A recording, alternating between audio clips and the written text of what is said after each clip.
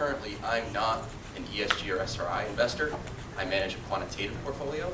So just to kind of clear that up, it's not like high frequency trading. I'm not in and out of stocks. We use fundamental data that you find in the financial statements, balance sheet, income statement, cash flow, and we use that to find factors. I was saying this to Mark yesterday. You guys call it KPIs. We call it factors. Everywhere else, factors. Here, KPIs. It's confusing when you're first getting into it. There's a lot of terminology that I think builds a bit of a barrier. That happens in every industry, but yeah, we call it factors. Anyway, so we use those factors or those performance indicators along with returns to hopefully find a series of them that we can use to build a model to then pick stocks that we want to hold.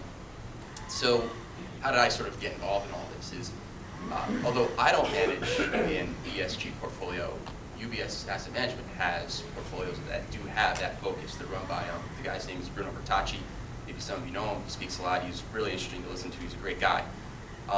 My group, since we are a quantitative group, we sort of span equities as well, and we do a lot of research projects. So about 18 months ago, Bruno approached me about working on a strategic initiative with him where we were going to try to build KPIs.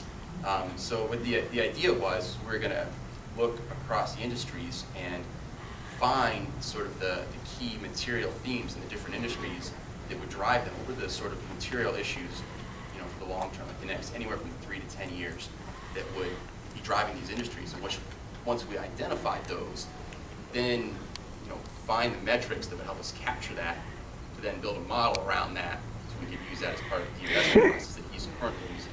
It was basically the idea is to build some structure around the process that he's currently using. So, GISR. After all that, here we are.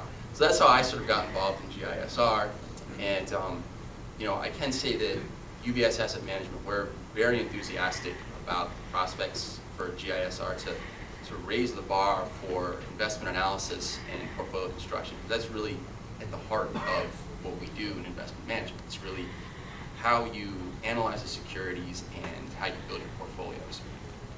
Sort of from my perspective, where I think GISR is going to be adding value because there's a couple different investors, right? There's sort of the people who are more similar to me, right? They don't have a background in this and they're looking to get into it and they want to learn more about it. And there is certainly, I can say, a bit of a learning curve involved in this. And there's a lot to sort of learn. And I think the logical quick entry into it is through the ratings. And let's face it, the raters have good access to data. They understand a lot of the industries. They understand a lot of the issues. So, there is definite value there. So that's probably the way most people get involved. But what's important as an investor is you want to find a rating that fits best with your investment process. And right now, from my perspective anyway, and it is a little bit limited, it's somewhat hard to do that, to somewhat delineate between the different products that are out there and figure out what's best for me. For the people who are currently ESG investors and have their own process, GISR fits in a similar way. If you want to bring on sort of maybe a pure play rating, like a carbon rating or a water rating, and help you delineate between those. Also, if you want to maybe build your own, like what we're starting to do now, the standards are a guidepost for us as well in building our own. When we go through and do it, these are things that will be important to us when we're constructing the rating and collecting the data and stuff. I think it also probably has implications for both the investment managers and the asset owners, because as the asset owners, if you know that you're dealing with an investment manager that's using a GISR compliant rating in their process, you sort of have, assuming that the standard gets wide adoption and everything, you already sort of know how ESG is going into the asset selection process. So you won't have to spend necessarily a lot of time on that side. You still have to spend some time, but maybe not as much directly understanding how do they get it into their portfolio. So you can focus on other sort of conversations. So I think that we're definitely very excited about GISR. Thank you, Jeremy. Appreciate that. So now we have time for questions. We have about 20. We have a hard stop at 9, so we'll take 3 of them if we could. Questions, comments? Bob. I think this is great. I want to raise a question that about whether an issue that I think is coming into higher relief is going to be part of this. And it's actually wonderful that Paul Druckmann is standing here, because I think in the early responses that I've been getting to a consultation draft, this has come up.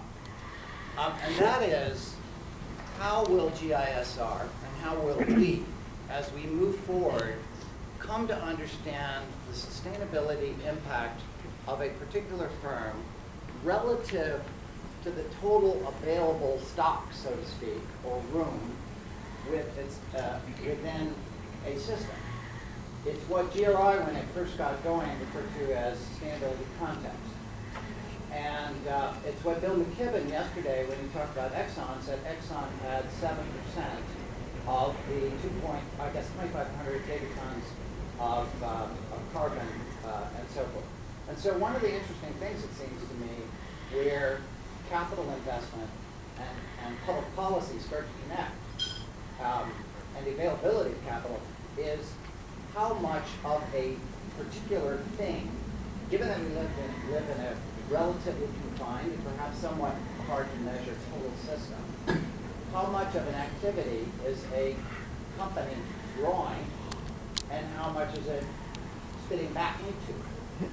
Now, I ask that not because I expect you to have the answer, but because I think the sustainability rating piece, and all of us, in a sense, need to consider that contextual question as we confront the physics of economic action within planetary limits. Thank you, Bob. Another question?